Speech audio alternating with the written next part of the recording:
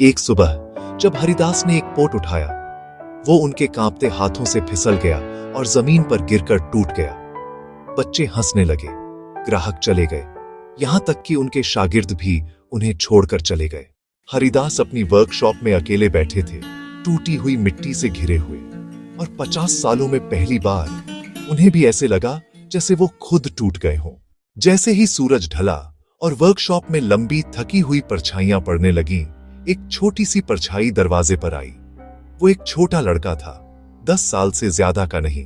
उसका नाम किशन था, और वो शाम के हल्के अंधेरे से हरिदास की गर्म धूल भरी दुनिया में आ गया।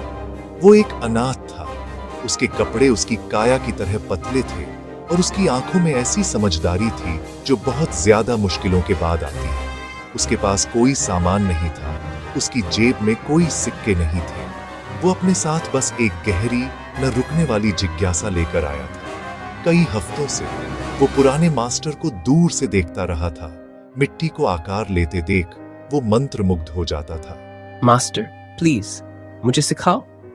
मेरे पास आपको देने के लिए कुछ नहीं है, लेकिन मैं सीखना चाहता हूँ। मैं भी आपकी तरह चीजें बनाना चाहता हूँ।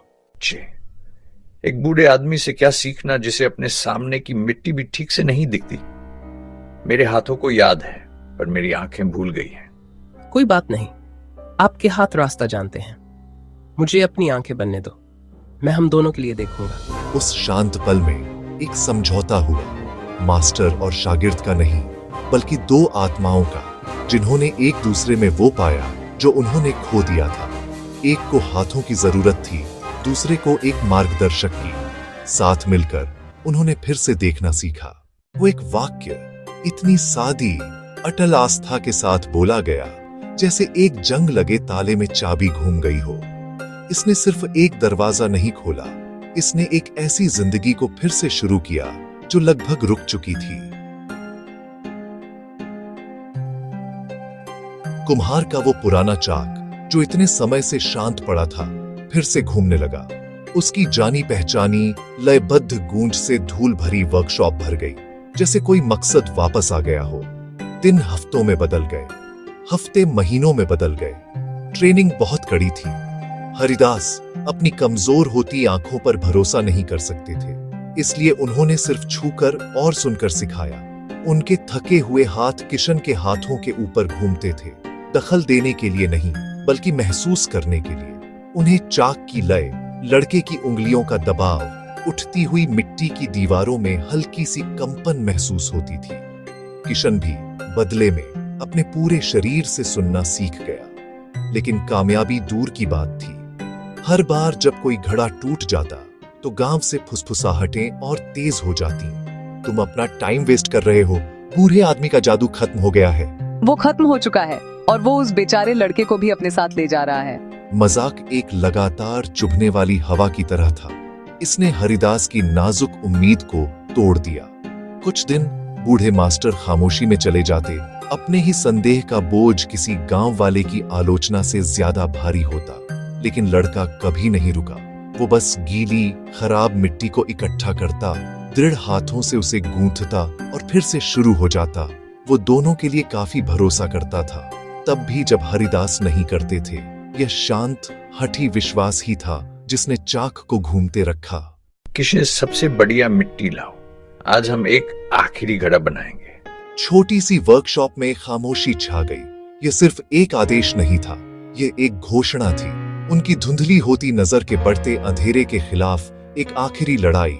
किशन, उनके युवा शागिर्द, इस पल की गंभीरता को समझ गए थे।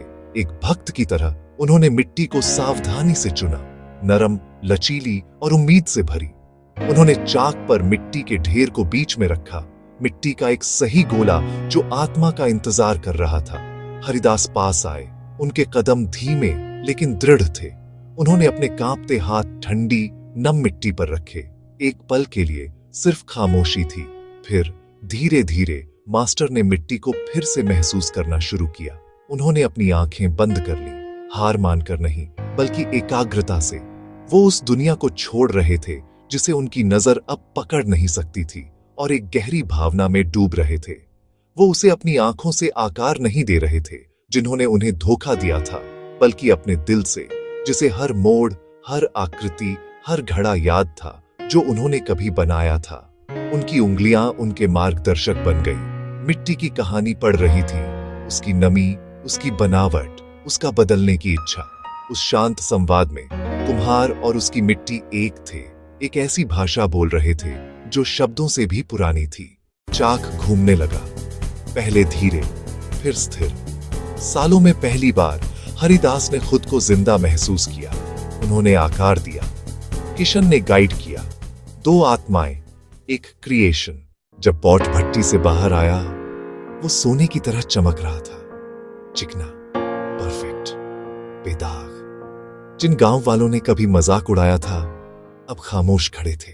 हरिदास ने फुसफुसाया, किशन, ये मेरा पॉट नहीं है, ये हमारा पॉट है। लड़का रोया, मास्टर मुस्कुराए।